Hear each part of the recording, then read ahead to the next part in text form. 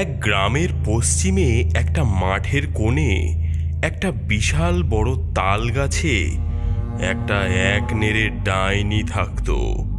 তার ছিল একটাই কান, একটা চোখ, একটা হাত ও একটা পা। গাছের নিচ দিয়ে কোনো মানুষ গেলে ডাইনি তাকে ডেকে বলতো, ও গো, আমায় একটু খেতে দেবে বাবা? লোকে ওকে দেখলেই ভয়ে পালায়। তাই কয়েকদিন না খেতে পেয়ে খিদের জ্বালায় ডাইনির অবস্থা কাহিল হয়ে পড়ল। এবার আমায় গ্রামে ঢুকতে হবে দেখছি। গ্রামের লোকেদের বাড়ি থেকে মুরগি, হাঁস, ছাগল এইসব চুরি করে খেতে হবে।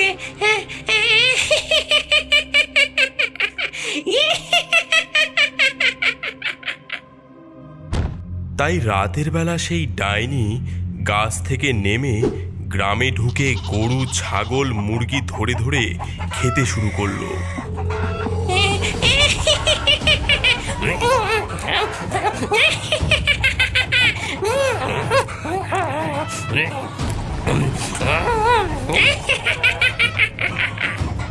ছাগল, মুরগি চেঁচাবার আগেই ডাইনি ওদের গলার টুটি ছিঁড়ে নিতে লাগলো।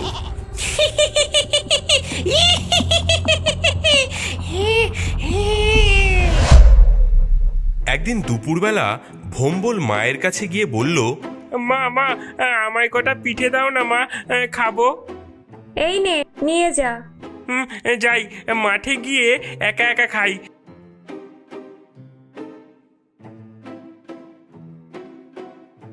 বন্ধুরা দেখলেই চাইবে আমি লুকিয়ে লুকিয়ে ওই তাল গাছের নিচে বসে পিঠেগুলো খেয়ে নিই।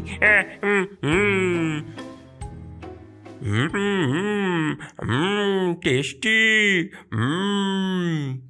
পিঠে খেতে খেতে আনন্দে সে গান গাইতে লাগলো আর নাচ করতে লাগলো।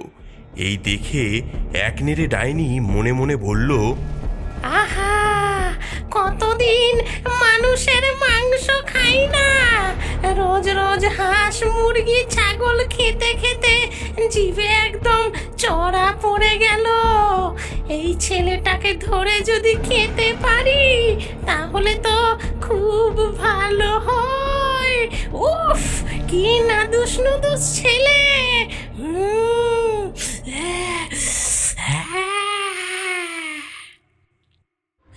ও ছেলে, আমায় পিঠে দিবি?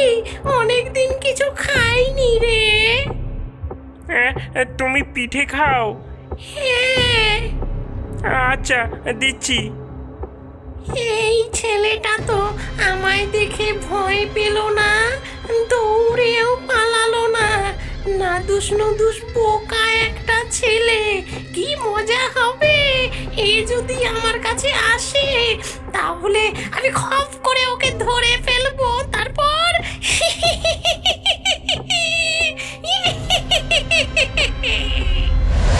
ডাইনি তো মনে মনে ভোম্বলকে খাওয়ার পরিকল্পনা করতে লাগলো। কিন্তু এদিকে ভোম্বল ছিল খুব চালাক। সে ডাইনির দিকে একটা পিঠে ছুঁড়ে দিল। এই নাও, খাও তুমি। না রে, আমার হাতে এসে দে। এইভাবে ছুঁড়ে দিস না আমায়। কেউ ছুঁড়ে দিলে তা যে আমি খাই না। আচ্ছা। ভোম্বল যেই সামনে থেকে ডাইনির হাতে পিঠে দিতে গেল, অমনি ডাইনি খপ করে ভোম্বলকে ধরে ফেললো। তারপর বড় বড় দাঁত বের করে তাকে খেতে গেল। অমনি বুদ্ধি করে ভোম্বল বলল, দাঁড়াও দাঁড়াও, আমি নদী থেকে স্নান করে আসি, তারপর আমায় খেও। মাঠে খেলছিলাম তো, তাই আমার সারা গায়ে নোংরা ধুলোবালি লেগে গেছে। কেমন? থু থু থু থু থু, high high high high high. কি ভুলটাই না করতে যাচ্ছিলাম রে বাবা, রে বাবা। ঠিক আছে, তাহলে পরিষ্কার হয়ে আসুক আগে, তারপর একে খাবো। ঠিক আছে, তাহলে তাড়াতাড়ি নিয়ে আসো। এই বলে যেই ওই ডাইনি ভোম্বলের হাত ছাড়ে, অমনি ভোম্বল দৌড়ে পালিয়ে যায়। এক নেড়ে ডাইনি, কতদিন খাইনি, থাক তুই খালি পেটে, আমি পড়লাম এখান থেকে কেটে। ভম্বলের এমন চালাকি দেখে এক নেড়ে তো খুব রেগে গেল। দাঁড়া দাঁড়া, হতচ্ছাড়া ছেলে, দাঁড়া, তোকে দেখাচ্ছি মজা। আমার সঙ্গে বেশি চালাকি করলি তো, এর মজা আমি তোকে টের পাওয়াবো। হতচ্ছাড়া ছেলে, দাঁড়া। পরদিন সেই ডাইনি মাথায় ঘোমটা দিয়ে নদীর ধারে বসে থাকলো ভম্বলকে ধরবে বলে।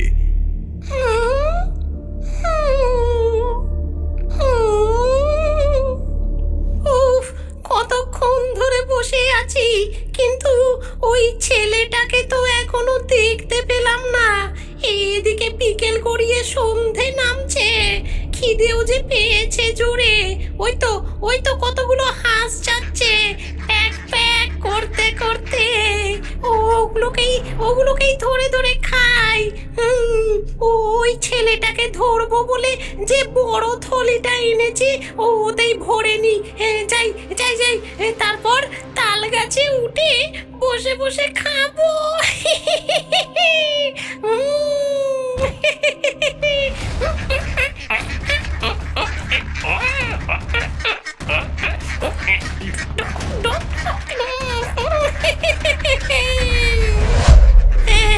এই তো বেশ কয়েকটাকে ধরেছি। কি প্যাক প্যাক আওয়াজ করছে। কেউ শুনতে পেলে আমায় আবার ধরে না ফেলে, যদিও পথে এখন বেশি কেউ নেই। ওই যে 2-3টে ছেলে দূরে খেলছে। তাড়াতাড়ি পা চালাই বাবা। এই দেখ, একটা ঘোমটা দেওয়া বউ বড় একটা থলি করে মনে হয় হাঁসদের ধরে নিয়ে যাচ্ছে। চল চল, আমরা ভম্বলকে খবর দিই। বন্ধুরা এসে ভম্বলকে খবর দিল। কোথায়? চল তো দেখি।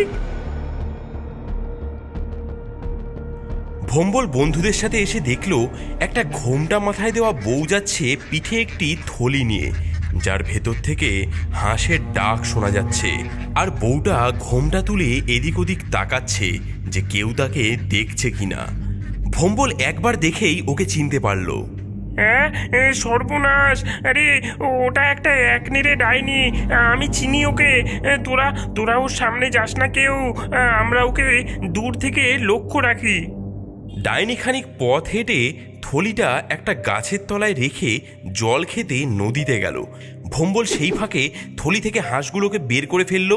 তারপর সব বন্ধুরা হাঁসগুলো নিয়ে থলিতে ইট পাথর ঢুকিয়ে পালিয়ে গেল।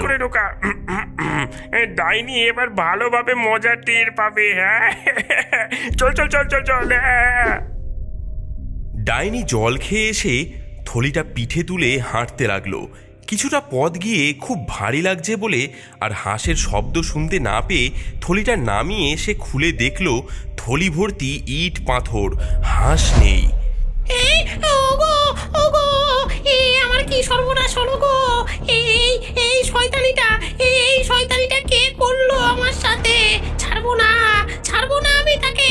আমি তাকে ছাড়বো না।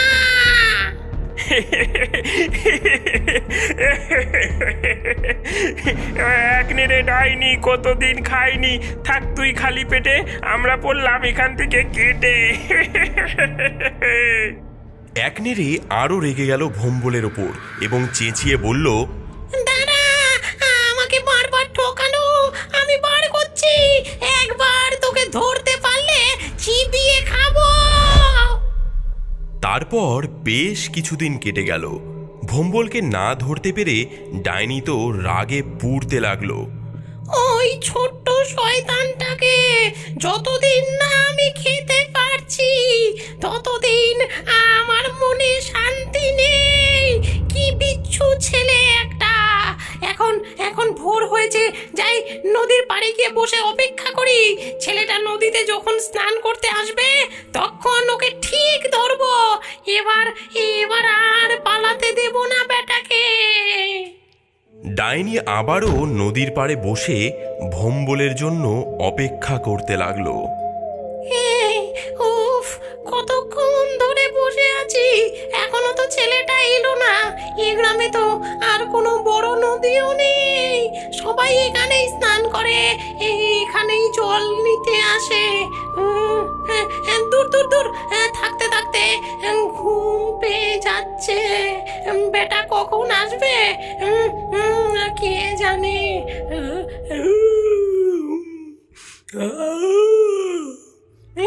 খুব হাই উঠছে, চোখটা ঘুমে জ্বালা করছে।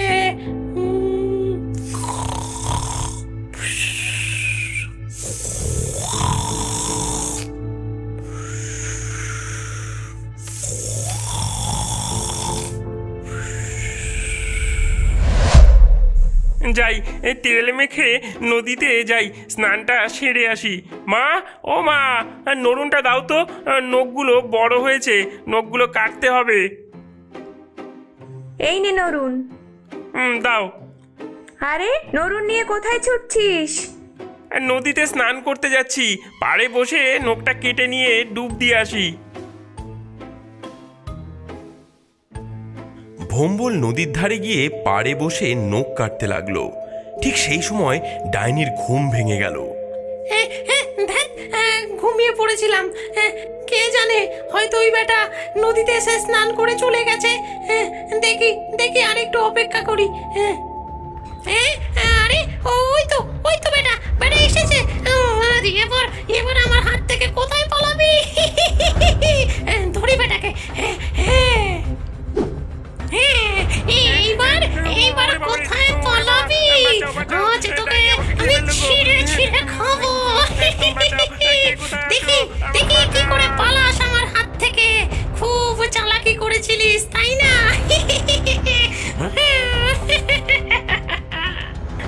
ওরে বাবা রে, ওরে বাবা, বাঁচাও, ডাইনি আমাকে খেয়ে ফেললো গো। বাঁচাও, কে কোথায় আছো? আমাকে বাঁচাও।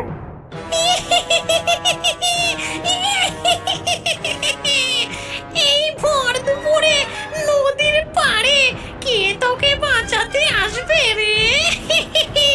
চল আমার সাথে, আজকে তোকে চিবিয়ে খাবো। ডাইনি ভোম্বলকে টানতে টানতে নিয়ে যেতে লাগলো। তখনই ভোম্বলের মাথায় এক বুদ্ধি খেটে গেল। ভোম্বল ওর হাতের নরুনটি ডাইনির চোখে গেঁথে দিল। এক নেড়ে ডাইনি তো যন্ত্রণায় চিৎকার করে চোখ ধরে বসে পড়ল।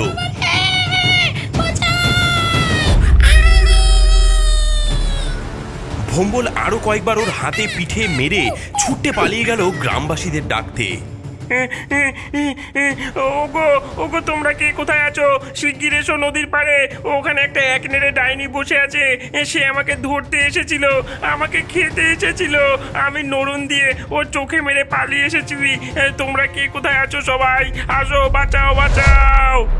সেই চিৎকার শুনে গ্রামবাসীরা সবাই লাঠি কোদাল নিয়ে দৌড়ে এলো, এসে ডাইনিকে মারতে লাগলো। মার বেটাকে, এই ডাইনি এতদিন আমাদের হাঁস, মুরগি, ছাগল সব চুরি করে খেয়েছে, তার উপর আমাদের ছোট ছোট শিশুদের ওপরও নজর তুলেছে। মার বেটাকে, মার পেটা। ওরে আর মারিস না, আর করবো না। ওরে বাবারে, কি ওরে বাবারে, আর মারিস না। গেলাম। শুধু মারলে হবে না, ওকে চলো, ওকে আজকে আমরা পুড়িয়ে দেবো। আগুন দাও। ওরে বাবারে, কি সর্বনেশে কথা গো। এখান থেকে পালাতেই হবে, এখানে থাকলে আর রক্ষে নেই আজকে আমার। ওরে বাবারে। সবাই মিলে যখনই ডাইনিকে পুড়িয়ে দিতে যায়, তখনই সে হুশ করে আকাশে উড়ে যায়। উড়ে এসে নতুন এক গ্রামে আসে এবং সেখানে এক গাছে বাস করতে থাকে। ওরে বাবারে, গেলাম রে। এবার মনে হচ্ছে আমাকে শাক সবজি চাষ করে খেতে